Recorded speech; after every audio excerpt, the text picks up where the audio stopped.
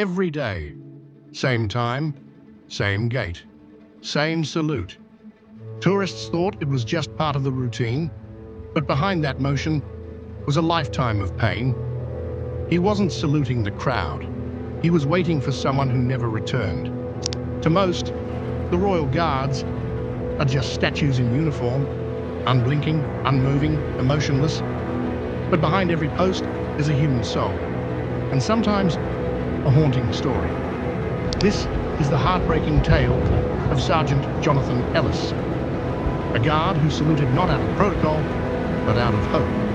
A hope that one day his brother would walk through the gates again. Jonathan Ellis joined the Royal Guard in 1991. Tall, sharp, determined.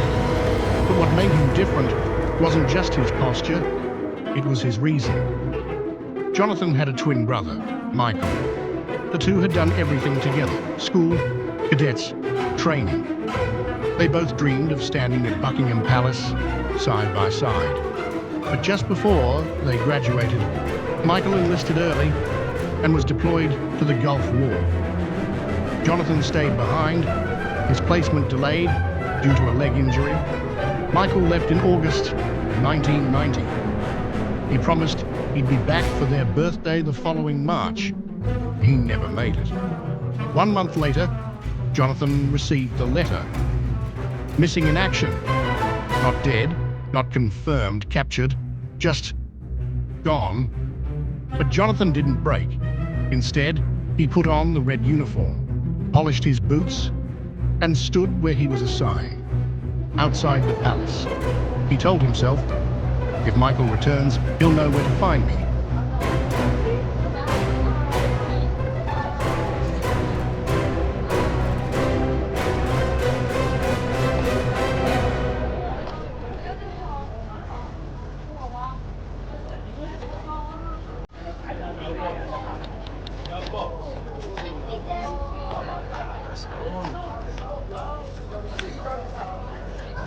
From 1991 to 2015, Jonathan served at the gates of Buckingham Palace for 24 years.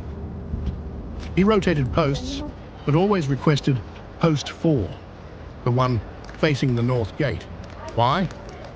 Because Michael's last letter said, if I ever get the chance to visit the palace, I want to walk through the North Gate, where the guards salute in the sun. So that's what Jonathan did. Every single shift, no matter the weather, he'd salute precisely at 2:15 p.m. No command, no ceremony, just a single crisp motion directly toward the gate.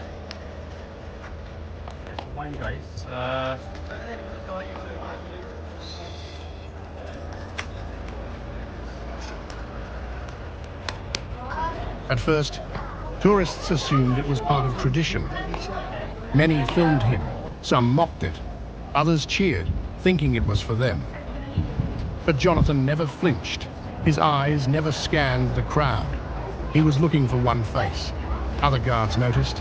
They whispered, but no one asked. One younger recruit finally broke the silence and said, "Sir, why do you salute at 2:15?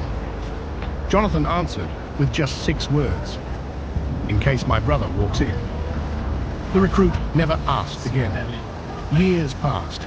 Injuries came. Arthritis began to affect his knees. But still, Jonathan stood. Every birthday, every Christmas. Through protests, royal events, even the Queen's Jubilee, he was there. Always at post 4, always saluting at 2:15 p.m.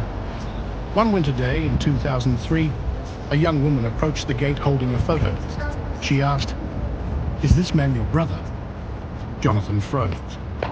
In the image, a soldier wearing tattered gear, standing beside locals in Iraq.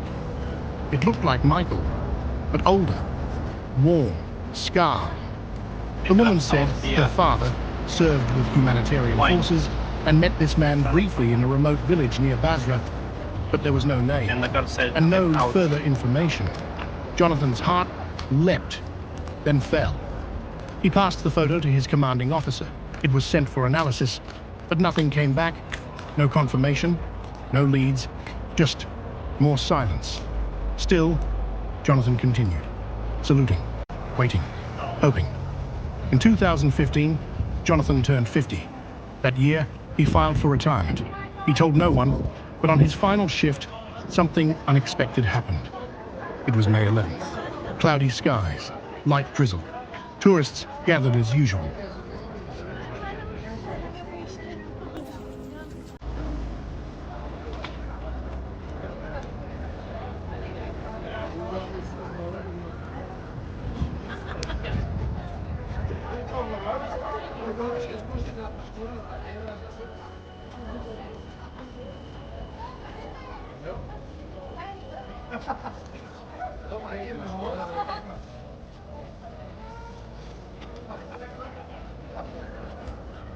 At 2:14 p.m., Jonathan took one deep breath, and at 2:15 p.m. sharp, he saluted one last time. The motion was slower, but purposeful. And then, he did something never seen before.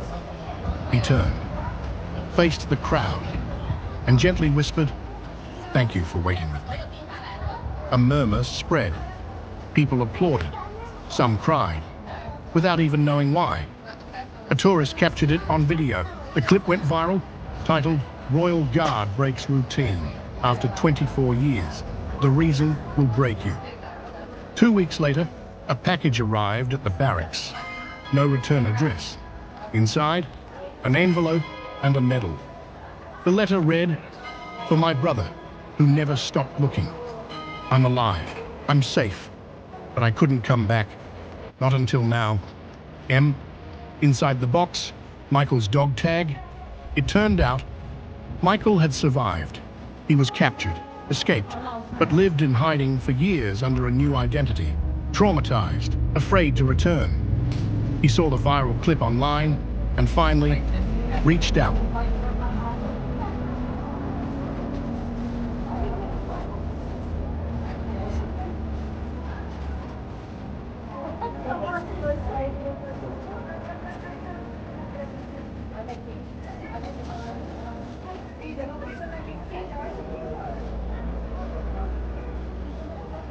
The brothers reunited in private. No media, no palace statement, just two men, two soldiers, hugging for the first time in 25 years. Jonathan never returned to the post, but he visits the palace once a year with Michael. They stand behind the crowd now, and when the clock hits 2:15 p.m., Jonathan salutes. Michael places his hand on his shoulder, and the two brothers silently remember all the years lost and the bond that never broke.